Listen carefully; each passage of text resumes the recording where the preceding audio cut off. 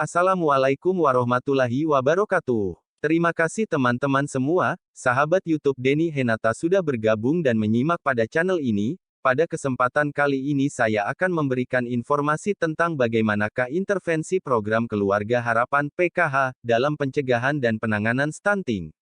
Mudah-mudahan informasi yang saya sajikan ini nanti dapat memberikan pengetahuan dan manfaat bagi Bapak Ibu dan teman-teman semua pada channel Denny Henata ini. Jangan lupa simak informasinya sampai habis, tetapi sebelum kita masuk ke penjelasannya ada baiknya buat teman-teman yang mungkin baru bergabung atau yang sudah lama bergabung tetapi belum subscribe pada channel ini silahkan tekan tombol subscribe terlebih dahulu di bawah ini sebelum kita masuk ke pembahasan yang lebih lanjut. Oke, terima kasih atas dukungan subscribe-nya. Sahabat channel Denny Henata, bagaimana intervensi program Keluarga Harapan (PKH) dalam pencegahan dan penanganan stunting ini? Sebelum masuk ke dalam penjelasan ini, alangkah baiknya kita simak dahulu apa sebenarnya dan bagaimana dengan program Keluarga Harapan ini. Program Keluarga Harapan (PKH) adalah program bantuan sosial bersyarat atau kondisional yang diperuntukkan untuk keluarga miskin dan rentan miskin yang telah ditetapkan sebagai keluarga penerima manfaat atau sering disebut dengan KPM PKH, yang tentunya telah terdaftar dalam Data Terpadu Kesejahteraan Sosial atau sering disebut juga dengan DTKS. Program ini kalau di negara luar secara internasional dikenal sebagai Conditional Cash Transfers atau CCT. Secara luas dapat saya jelaskan bahwa program Keluarga Harapan (PKH) sebagai program pemberian bantuan sosial bersyarat atau Conditional Cash Transfers yang dilaksanakan sejak tahun 2007 telah menunjukkan hasil-hasil penting dalam menurunkan kemiskinan, menurunkan kesenjangan, serta mengubah perilaku keluarga miskin dalam mengakses layanan kesehatan, pendidikan, dan kesejahteraan sosial. Tujuan umum program ini adalah untuk meningkatkan jangkauan atau aksesibilitas masyarakat tidak mampu terhadap pelayanan publik, khususnya pendidikan, kesehatan dan kesejahteraan sosial. Untuk jangka pendek, melalui pemberian bantuan uang tunai terhadap keluarga penerima manfaat KPM, program ini diharapkan dapat mengurangi beban pengeluaran rumah tangga KPM. Sedangkan untuk jangka panjang, melalui kewajiban yang ditentukan, diharapkan akan terjadi perubahan pola pikir dan perilaku terhadap perbaikan status kesehatan anak-anak dan ibu hamil serta tingkat pendidikan anak-anak KPM tersebut, sehingga rantai kemiskinan keluarga tersebut dapat diputus. Program prioritas nasional ini oleh Bank Dunia dinilai sebagai program dengan biaya paling efektif untuk mengurangi kemiskinan dan menurunkan kesenjangan antar kelompok miskin, juga merupakan program yang memiliki tingkat efektivitas paling tinggi terhadap penurunan koefisien Gini.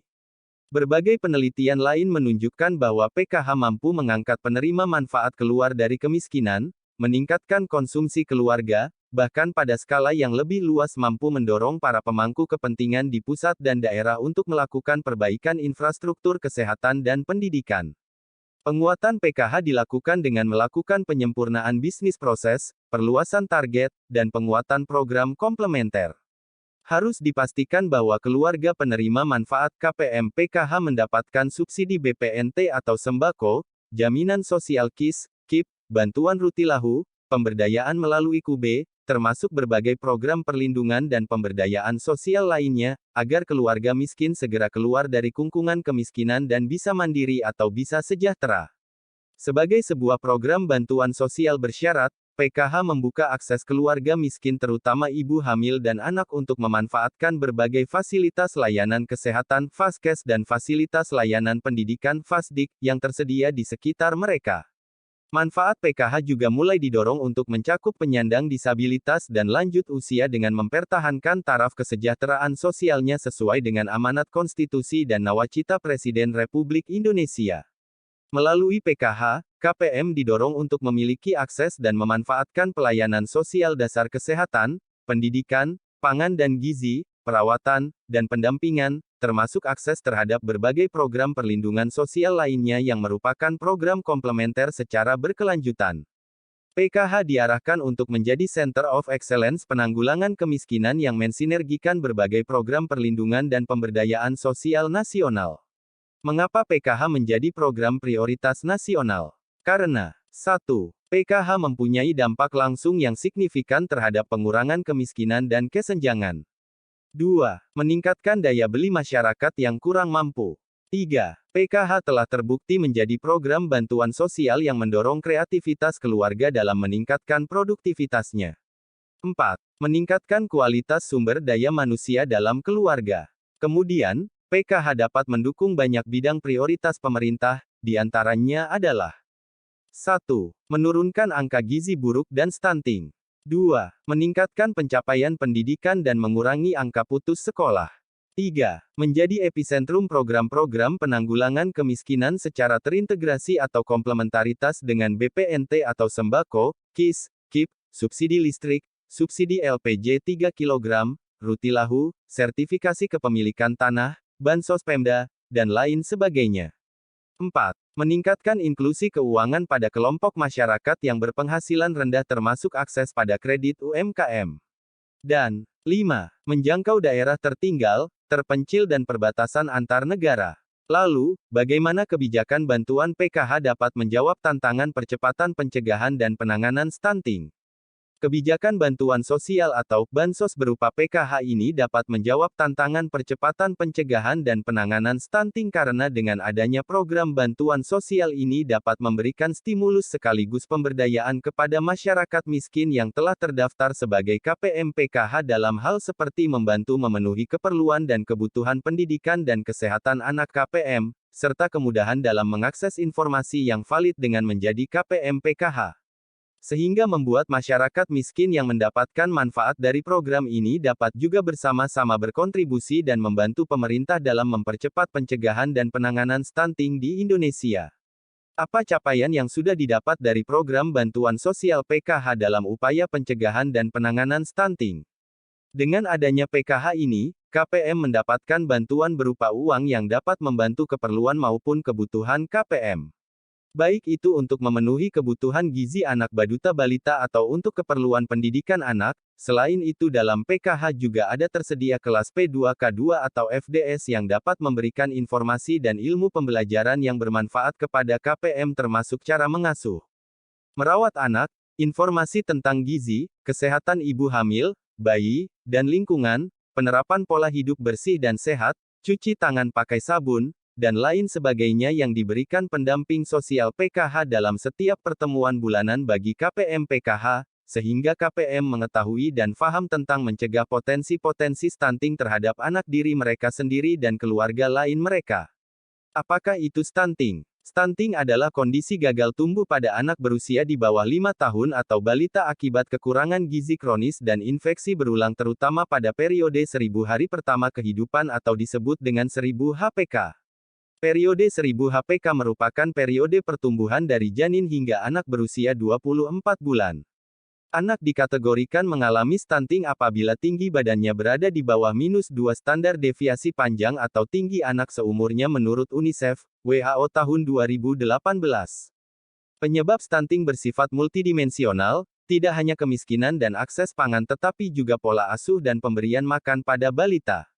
Stunting disebabkan oleh kekurangan gizi kronis, infeksi berulang dalam jangka waktu lama dan kurangnya stimulasi psikososial sejak di dalam kandungan dan setelah dilahirkan. Tidak hanya faktor spesifik gizi, tetapi juga faktor sensitif gizi yang berinteraksi satu dengan lainnya, sumber modul kebijakan pencegahan dan penanganan stunting bagi SDM Kesos, tahun 2021. Dampak stunting. Stunting merupakan ancaman utama terhadap kualitas manusia Indonesia, juga ancaman terhadap kemampuan daya saing bangsa. Hal ini dikarenakan anak stunting bukan hanya terganggu pertumbuhan fisiknya atau bertubuh pendek saja, melainkan juga terganggu perkembangan otaknya, yang mana tentu akan sangat mempengaruhi kemampuan dan prestasi di sekolah, produktivitas dan kreativitas di usia-usia produktif. Secara global, stunting berkontribusi terhadap 15-17% dari seluruh kematian anak. Bagaimana dengan strategi nasional? Strategi nasional adalah sebagai berikut. 1. Strategi nasional percepatan pencegahan stunting dilakukan melalui pendekatan multisektor yang melibatkan seluruh pemangku kepentingan, stakeholder, secara terintegrasi dari pusat, daerah, hingga tingkat desa. Pendekatan multisektor tidak terbatas pada sektor kesehatan semata, tetapi juga pada sektor gizi, air minum dan sanitasi, pengasuhan dan PAUD, perlindungan sosial dan ketahanan pangan. 2. Percepatan penurunan stunting juga dilakukan secara konvergensi, untuk memastikan seluruh intervensi penurunan stunting sampai pada target sasaran. Di tingkat pusat melibatkan 23 kementerian lembaga, salah satunya Kemensos ini, kegiatan berupa penandaan tematik stunting dalam sistem perencanaan penganggaran kementerian dan lembaga. Di tingkat provinsi, kabupaten kota melalui 8 aksi integrasi dan internalisasi kegiatan ke dalam dokumen perencanaan dan anggaran. Di tingkat desa kegiatan menyasar rumah tangga dengan ibu hamil dan baduta, 1000 HPK, dan pemanfaatan dana desa. Nah, peran program PKH di dalam hal ini sangat signifikan dan mendasar sekali, mulai dari bayi yang ada dalam kandungan KPM yang hamil dari 0 bulan, hingga anak tersebut mencapai usia 1000 hari pertama kehidupan. Para KPM akan diberikan sharing, ilmu, dan materi pada kelas pertemuan kelompok atau pertemuan peningkatan kemampuan keluarga P2K2, dengan modul kesehatan. KPM diajari tentang berbagai hal dasar terkait masa sebelum hamil dan sesudah hamil. Pengetahuan tentang pola hidup bersih dan sehat, makan makanan yang bergizi dan sehat, memanfaatkan dan mengakses layanan kesehatan terdekat dan lain sebagainya, sebagaimana yang sudah saya jelaskan tadi. Semua itu diajarkan oleh pendamping sosial PKH kepada KPM PKH dalam setiap pertemuan kelompok yang rutin dilakukan sebagai salah satu kewajiban KPM PKH untuk mengikutinya, pemberian bantuan stimulan berupa dana yang diberikan kepada mereka bagi KPM yang hamil dan atau mempunyai baduta dan balita, dengan dana ini mereka bisa membeli kebutuhan terkait pemenuhan gizi ibu hamil dan baduta maupun balita. Jadi, mereka diberikan oleh pemerintah dana PKH yang ditransfer ke rekening KPM. Selain itu pemerintah juga memberikan pemberdayaan kepada KPM melalui pertemuan-pertemuan yang rutin dilakukan oleh pendamping sosial PKH kepada KPM PKH, agar para KPM PKH bisa berdaya, sehat, mandiri, dan sejahtera. Baik Bapak Ibu dan teman-teman semua, terima kasih telah menyimak video ini tentang intervensi program Keluarga Harapan PKH dalam pencegahan dan penanganan stunting. Semoga informasi ini bisa bermanfaat buat Bapak Ibu dan teman-teman semua, serta pihak terkait. Terima kasih, demikian, wassalamualaikum warahmatullahi wabarakatuh.